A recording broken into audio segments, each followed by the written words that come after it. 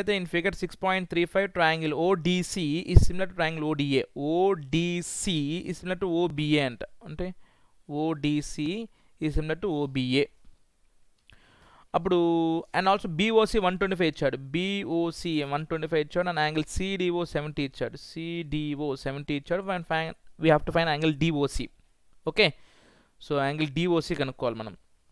Right, angle ODC triangle ODC similar to triangle OBA అంటే అప్పుడు ఈ డి యాంగిల్ దేనికి ఈక్వల్ అవ్వాలి? బీకి ఈక్వల్ అవ్వాలి కదా. అప్పుడు యాంగిల్ ఎంత అవుతుంది నాకు? 70. యాంగిల్ ఎంత అవుతుంది నాకు? 70. ఎందుకు? డి బీకి ఈక్వల్ అవ్వాలి. నెక్స్ట్ అదేవిధంగా సి దేనికి ఈక్వల్ అవ్వాలి? ఏకి ఈక్వల్ అవ్వాలి. అంటే ఇక్కడ ఎంత యాంగిల్ వస్తుందో ఇక్కడ కూడా అంత యాంగిల్ వస్తుంది కదా. ఓకే, అవునా కదా? సరే, ఇది 70, ఇది 70, ఇది ఎంత మనకి? 125. ఇదంతా స్ట్రైట్ లైన్ కాబట్టి టోటల్ ఎంత ఉండాలి మనకి? 180. ఈ 125లో 180లో 125 పోతే ఇంకెంత మిగులుతుంది మనకి? 55 మిగులుతుంది. సో ఇది 55, ఇది ఏమవుతుంది నాకు? 55. ఎందుకు?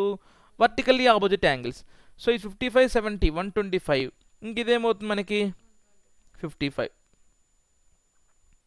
50, 110, 70. సో ఇది కూడా ఏమవుతుంది నాకు? 55. సో దట్స్ ఇట్, అయిపోయిన అన్ని క్వశ్చన్స్ అనమాట.